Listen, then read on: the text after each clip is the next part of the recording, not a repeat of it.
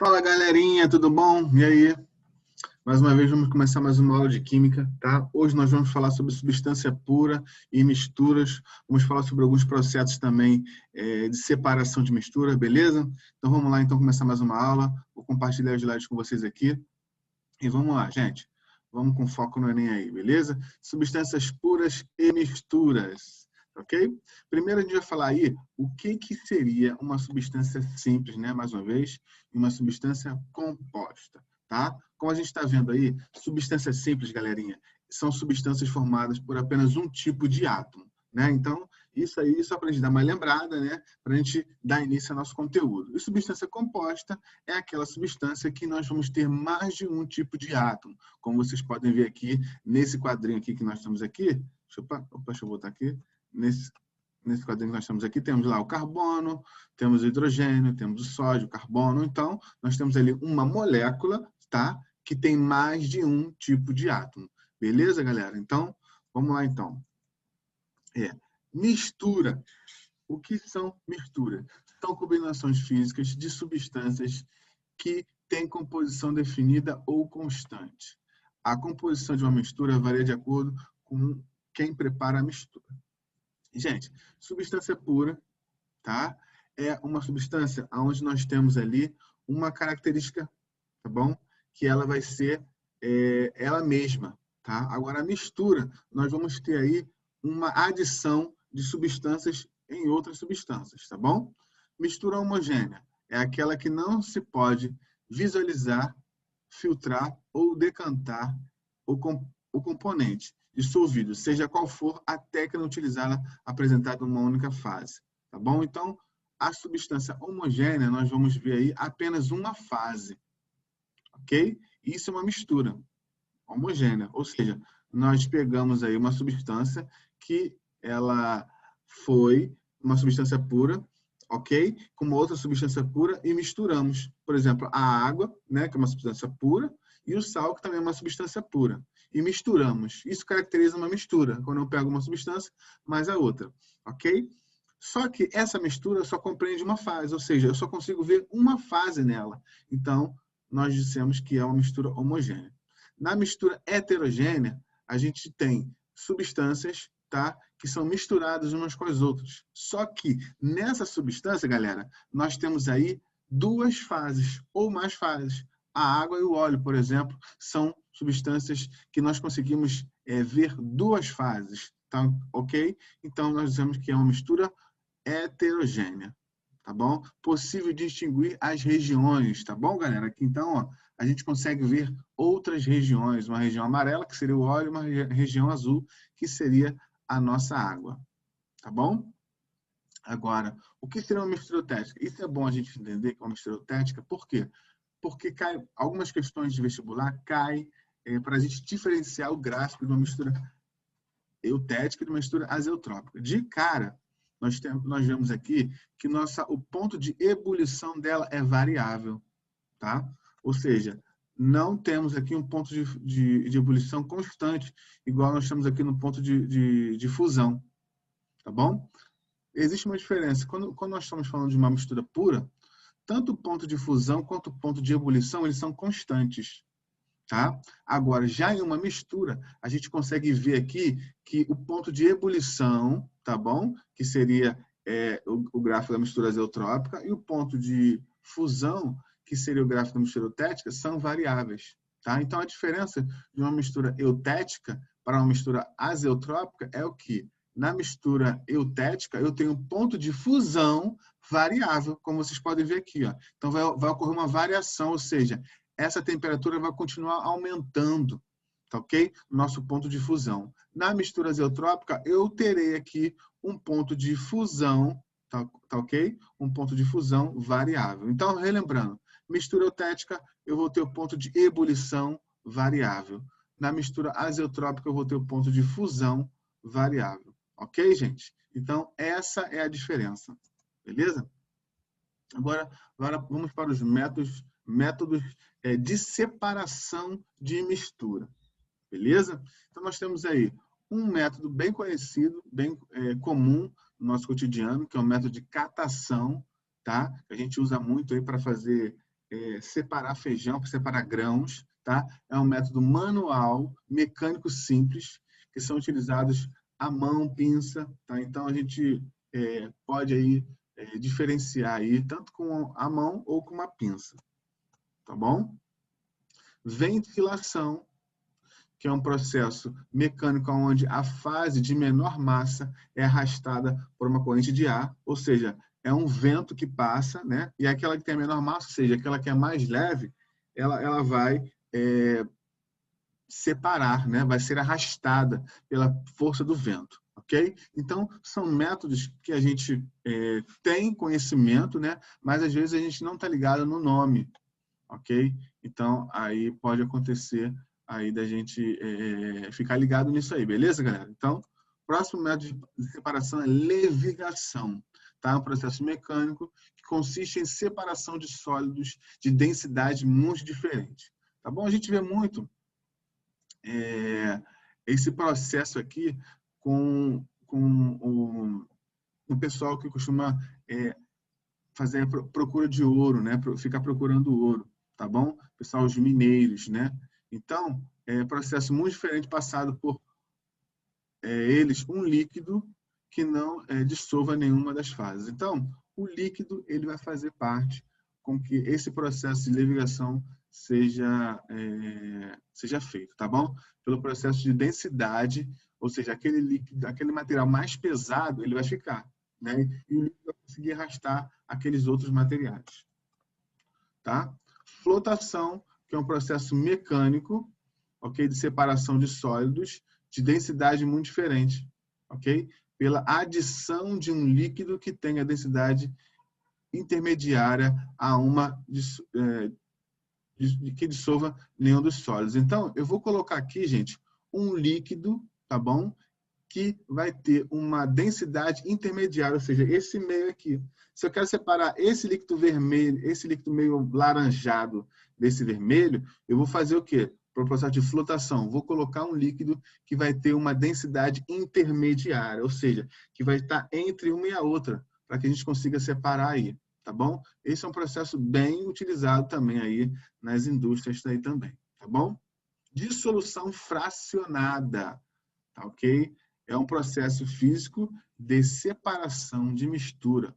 Os sólidos têm solubilidade diferente em determinados líquidos, que será acrescentado à mistura de sólidos. Um dos sólidos é dissolvido no líquido e o outro não, tá? Forma, então, um sistema bifásico, logo após fazer-se a separação das fases, obtendo um dos sólidos. O sólido seguinte será obtido por meio de evaporação do solvente. Então, nós temos aqui a água, correto? A água e areia, mais sal, tá?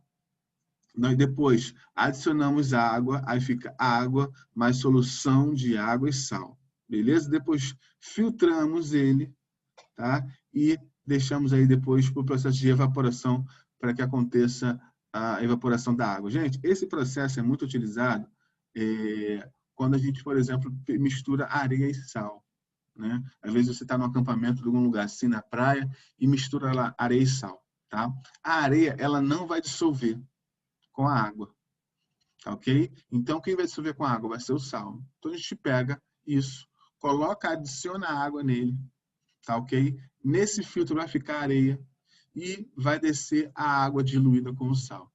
Depois a gente coloca o sal e a água de um determinado local para que a água possa evaporar. Aí eu consigo separar as três substâncias, tá? É um processo de dissolução fracionado, ou seja, por fração. Nós vamos fracionando aquelas substâncias, tá? Separação magnética, essa aí é a mais simples, né? A mais fácil aí de todas, né? Ou seja, o que acontece com essa separação magnética? Nós pegamos um ímã, tá? Provavelmente esse produto que a gente quer, ele é um produto que é atraído pelo ímã, tá? Um processo de utilização quando há sólidos que sejam atraídos por ímã. Então, esse produto será atraído pelo ímã e nós colocamos o ímã ali para separar aquele sólido que seria atraído. Ok? Fusão fracionada é um processo também de fusão fracionada, onde eu pego geralmente eu pego um metal, tá? Que está fundido, ou seja, uma substância ali, uma liga metálica, e faço uma fusão dele. Dependendo do ponto de fusão dele, eu vou fracionando e retirando ali aquele metal de acordo com a temperatura de fusão dele. Ok? Centrifugação, esse é um processo bem famoso, a gente utiliza isso em casa aí, na nossa máquina de lavar, na lavadora, tá? É um processo mecânico, separação de misturas, onde usamos um equipamento que promove a rotação das misturas, tá? Então, aquela rotação ali, né, de acordo com esse equipamento, vai fazer com que haja a separação. É dessa forma que a nossa roupa é separada, é seca, na verdade, né? Porque a gente tem a nossa roupa ali, aquele sólido, né? Aquela água, o líquido. Quanto mais forte e mais tempo aquela lavadora ela fica batendo ali, mais rápido acontece o quê? O líquido vai passando, né? Ou seja, vai separando daquela roupa. Ou seja, um processo de centrifugação, tá? Decantação é um processo mecânico em que a gravidade é utilizada para separar sólidos dispersíveis em líquidos de menor densidade. Tá? Então, aquele líquido de menor densidade, a gente vai separar por decantação. Ou seja, quanto menor a densidade ou maior a densidade, né, o líquido vai ficar embaixo. Quanto menor a densidade, quanto menor a densidade, o líquido vai ficar em cima. Tá? E aqui nós separamos aqui, por exemplo, a água e o óleo, né? Sabemos que a água é mais densa, mais pesada, então ela vai ficar embaixo e o óleo vai ficar em cima. Tá? Outro processo muito conhecido, né? E a gente utiliza muito, é a filtração, tá? Que é um processo mecânico utilizado para separar misturas heterogêneas, tipo sólidos e líquidos. Então, foi aquele processo quando a gente viu lá de fracionada, né? Decantação fracionada, ou seja, nós separamos o sólido do líquido. Pelo que processo? Pela filtração. Tá? Esse processo de filtração, a gente tem em casa isso, nosso filtro, né? Por isso que a gente fala, filtro. Por quê? É um processo de filtração. A gente separa aqueles sólidos que vieram aí da companhia de água de vocês aí, aqui onde eu moro se chama SEDAI, ok? Então, a gente separa o sólido, aqueles dejetos que podem vir na água, do líquido, ok? Processo de filtração. Destilação simples, tá? Um processo físico utilizado para separar um líquido não volátil de um sólido em misturas homogêneas, tá? Esse processo é fundamental na vaporização de líquido, mas de modo que esse não seja perdido. Então, nós temos aqui um processo de decantação, ou seja, através daquele líquido mais volátil. O mais volátil ele vai evaporar. Evaporando, ele vai chegar aqui e vai entrar nessa turbina que vai ser resfriada, tá? E vai cair aqui pelo processo de condensação, tá? Do vapor para o líquido, né? Transformando de vapor para o líquido. Então, vai ser o mais volátil, vai ser aquele que vai subir e depois vai passar por esse tubo aqui, né? É um processo de destilação simples, tá? A gente usa esse processo de destilação simples para separar também a água do álcool, né? A gente sabe que o álcool é muito mais volátil que a água, então o que vai acontecer? É um processo fechado, claro, né? É necessário que seja fechado para que a gente não perca esse álcool, evapore totalmente, ok? Então, ele é um processo de destilação simples. Entendendo, galera? Tranquilo, tá indo bem fácil, não tem nenhum mistério, ok? A gente está indo para o processo de separação, esse conteúdo é bem facilzinho, tá? É mais assim, decoreba mesmo, a gente pegar aqueles assuntos que são mais corriqueiros, aqueles processos que são mais, que caem mais no Enem, destilação simples, filtração, certo? Decantação, a gente vai falar sobre todos eles hoje, tá ok? Catação, flotação, ok? Vamos lá então, galera. Destilação fracionada, esse cai bastante. Por quê? Porque fala sempre de petróleo, gente, né? Da gente fracionar aí, destilar, fracionando, né? A gente pegar aí o petróleo e transformar ele em fases, Estão vendo aqui, ó, fases de resíduo, parafina, óleo lubrificante, óleo combustível, querosene, gasolina e gás, ou seja, o processo mais refinado ali, né? O sexto é o gás, tá? Aqui o petróleo entra aqui nessa fornalha aqui e ao modo que ele vai esquentando, ele vai fracionando, nós vamos fracionando cada processo aqui, ok? E aqui a sulfonação, que é um processo de transporte de um líquido de um nível mais alto a outro mais baixo, tá? O sifão funciona sugando o líquido para o seu interior, ou seja, esse sifão aqui, né, ou seja, esse cano, ele vai pegar aqui esse líquido que está aqui em cima, tá ok? Ou pode pegar o líquido que está embaixo, depende muito de quem for fazer isso, tá? Vai pegar esse líquido e vai passar por esse tubo, separando aqui os dois líquidos que devem ser separados, tanto o óleo ou a água, ok? Então vamos lá, galera. Primeira questãozinha aí que a gente vai fazer aí, Enem 2018, tá? A identificação de riscos de produtos perigosos para transporte rodoviário é obrigatória. A utilização por meio de sinalização composta por um painel de segurança de cor alaranjada, de um rótulo de risco.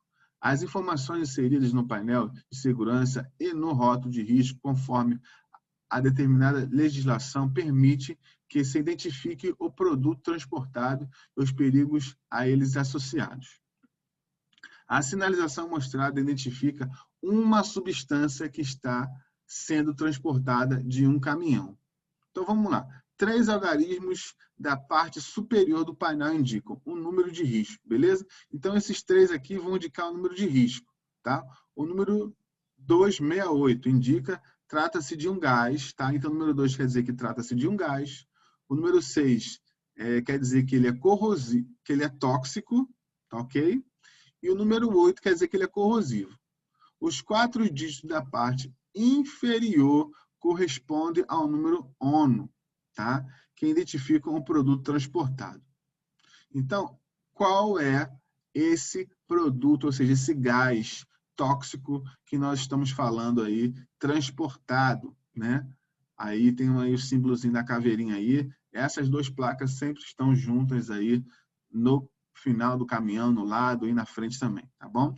Considerando a identificação apresentada no caminhão, o código 105 corresponde à substância. Então, temos aí o eteno, o nitrogênio, o amônio, o propano e o dióxido de carbono. Qual desses gases é o nosso composto? Né? O eteno, ele é um gás, né? Nitrogênio, amônio, propano, dióxido de carbono, todos eles são gases, né? Agora, o eteno, ele é tóxico. O nitrogênio, ele é tóxico. A gente já consegue eliminar aqui o nitrogênio, né? Porque ele não é tóxico para a gente, tá ok? O propano, ele é tóxico para a gente. A amônia, então você tem que fazer aí, gente, identificar aí qual desses gases aqui vai corresponder a essas 3 características aqui, tá bom? De cara, nós já vemos que é a amônia, né? Por que amônia? Porque a amônia é um gás, tá? Ele é um gás tóxico, a gente sabe disso, que é um gás tóxico, e também sabemos que é um gás corrosivo. Apesar de todos eles terem características de serem gases, mas um deles vai ser não corrosivo, ou outro não tóxico, né? Por exemplo, dióxido de carbono, ele é um gás tóxico, mas não é corrosivo. Tá ok? Então, de cara, a gente já sabe que a resposta é a letra C, amônia. Questão Enem 2017. Olha aí. As centrifugas são equipamentos, lembra que eu falei lá? Utilizados em laboratórios, clínicas e indústrias. Beleza? Seu funcionamento faz uso de aceleração centrífuga, obtida pela rotação de um recipiente em que serve para a separação de sólidos em superfícies em líquidos ou líquidos misturados entre si. Então vamos lá. esse aparelho de separação das substâncias ocorre em função de quê? Das diferentes densidades, dos diferentes raios de rotação, das diferentes velocidades angulares, das diferentes quantidades de cada substância, da diferente coesão de moléculas de cada uma das substâncias. Gente, aqui a única opção que poderia ser aqui é a letra A, tá ok? Das diferentes densidades, tá? Dos diferentes raios de rotação não tem nada a ver, das diferentes velocidades angulares também não tem nada a ver isso, das diferentes quantidades de cada substância também isso não tem nada a ver mesmo, não tem nada a ver a quantidade, ok? Concentração, das diferentes coesão molecular de cada substância, não. A rotação é uma coisa muito forte.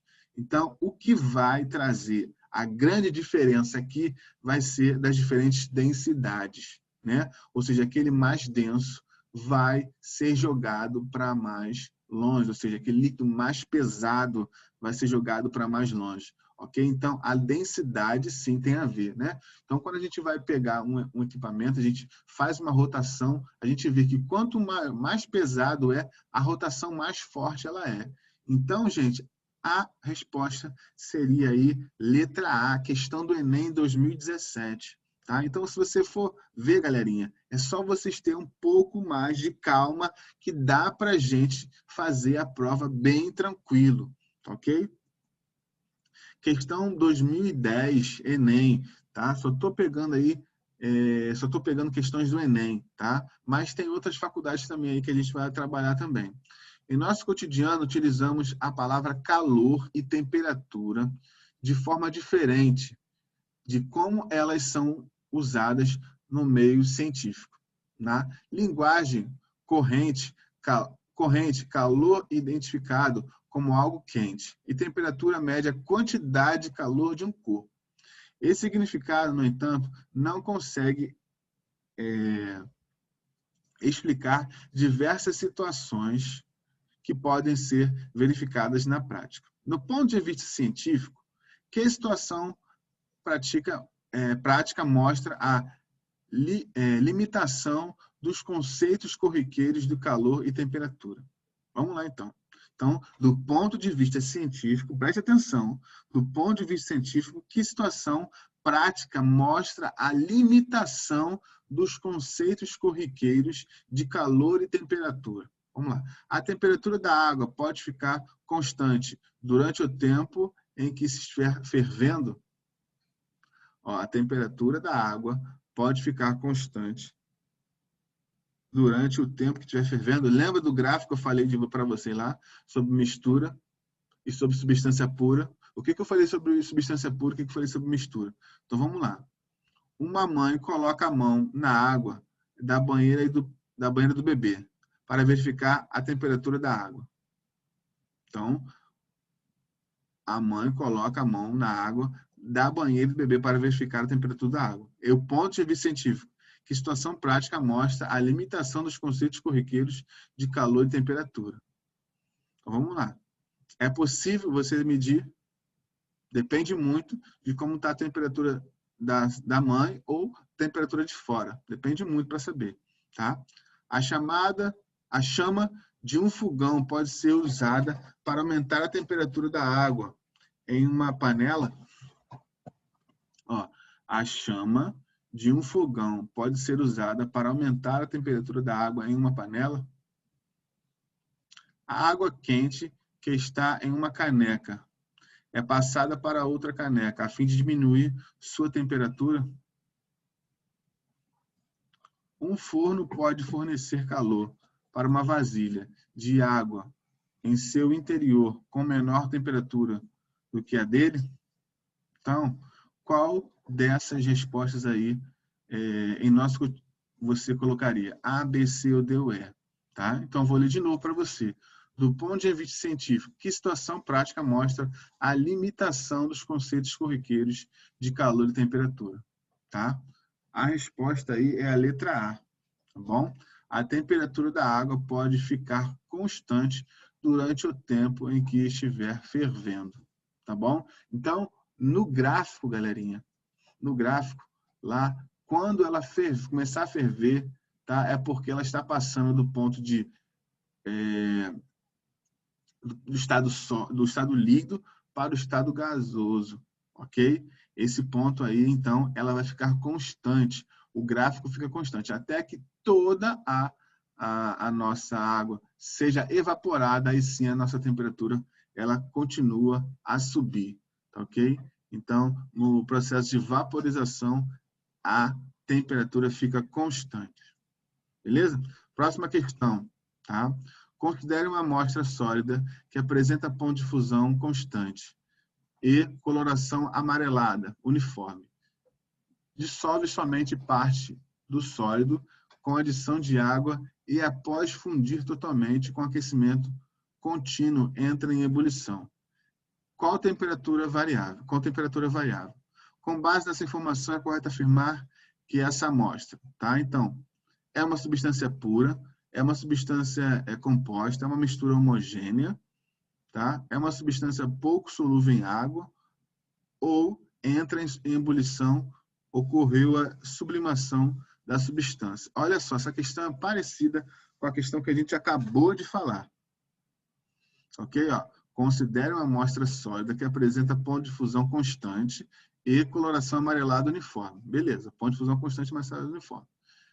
Dissolve somente a parte sólido com adição de água e, após fundir totalmente com aquecimento contínuo, entra em ebulição com temperatura variável.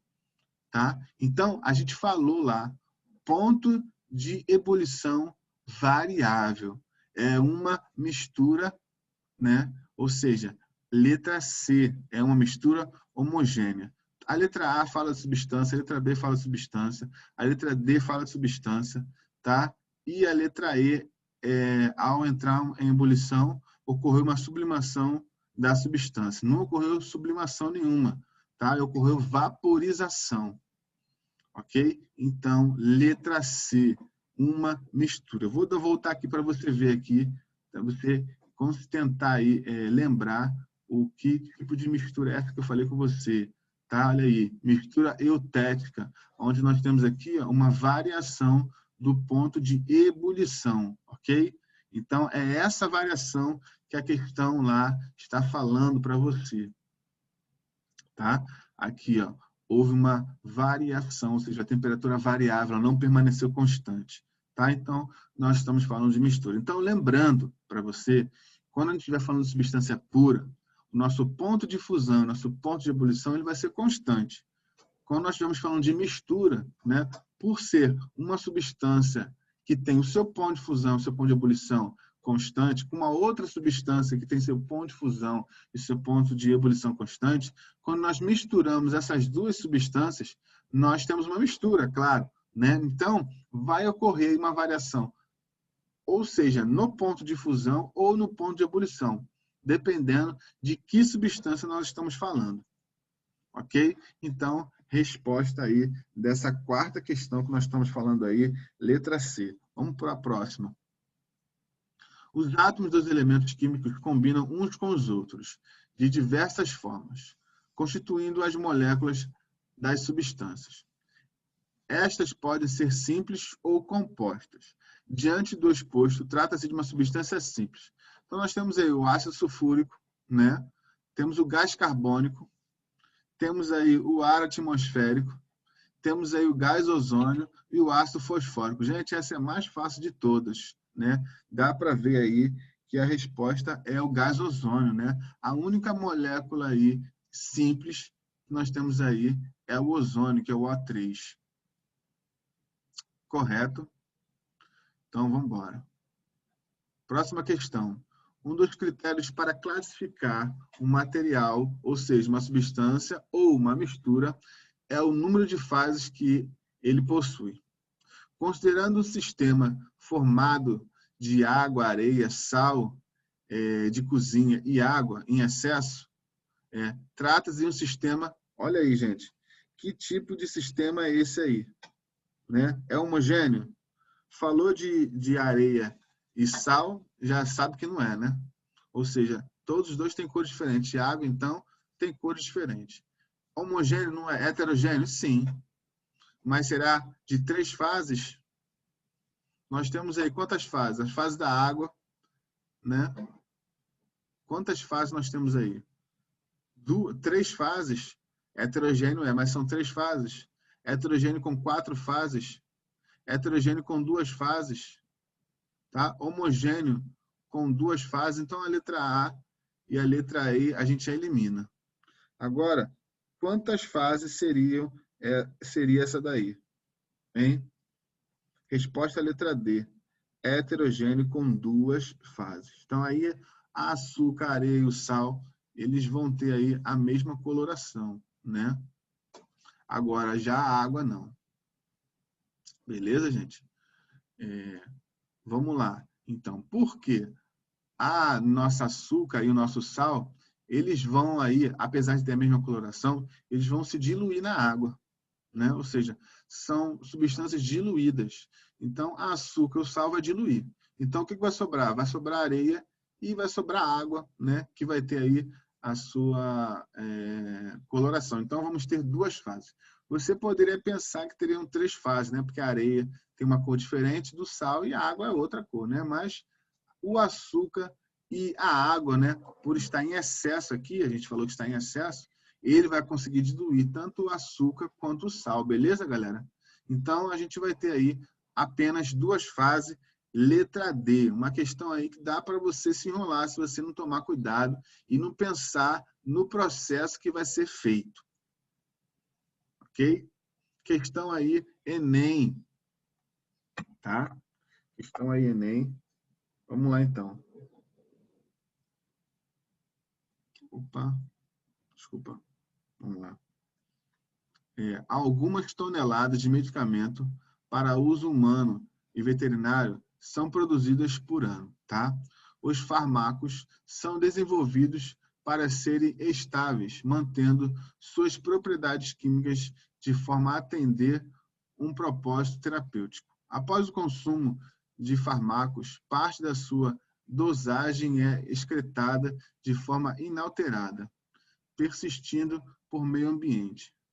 Em todo o mundo, antibióticos, hormônios, analgésicos, anti-inflamatórios, entre outros, são detectados em concentrações preocupantes no esgoto doméstico, em águas superficiais e no subsolo. Tá? Dessa forma, a ocorrência de fármacos residuais no meio ambiente pode apresentar efeitos adversos em organismos aquáticos. Vamos lá. Qual ação minimiza a permanência desses contaminantes nos resíduos hídricos? Então, vamos lá. Utilização de esterco como fertilizante na agricultura, ampliação das redes de coleta de esgoto na zona urbana, descarte dos medicamentos fora do prazo da validade em lixões, desenvolvimento de novos processos em estações de tratamento de efluentes, reuso dos lodos provenientes das estações de tratamento de esgoto na agricultura. Então, qual ação minimiza a permanência desses contaminantes nos recursos hídricos? Tá? Então, qual desses aí você acha que vai minimizar a permanência desses contaminantes? Você acha que a utilização de esterco para fertilizantes na agricultura vai minimizar isso? Tá? Então, você acha que a ampliação de redes de coleta de esgoto na zona urbana? Descarte dos medicamentos fora do prazo de validade em lixões? Vai poluir mais ainda, né? Desenvolvimento de novos processos nas estações de tratamento de efluentes. Essa aí, a letra D, é a mais favorável para a resposta. Então, a resposta aí, letra D, tá? Desenvolvimento de novos processos nas estações de tratamento de efluentes. Então, nós vamos ter um processo, um novo processo, para que tenha aí um tratamento desses efluentes que são jogados. Beleza? Última questão aí, Enem 2017. A farinha de linhaça dourada é um produto natural que fornece grandes benefícios para o nosso organismo.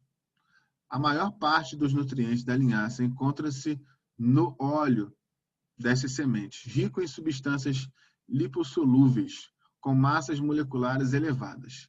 A farinha também apresenta altos teores de fibras proteicas insolúveis em água, celulose, vitaminas lipossolúveis e sais minerais hidrossolúveis.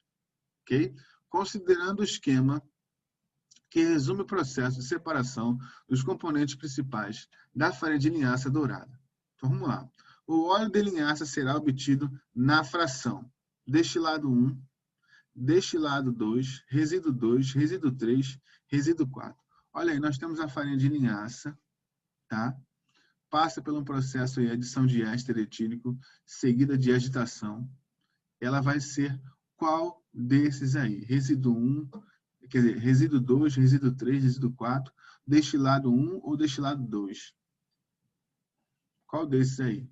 Então, ela vai passar para um extrato estéreo de fase orgânica, beleza? Depois, destilação para o resíduo 4, ok?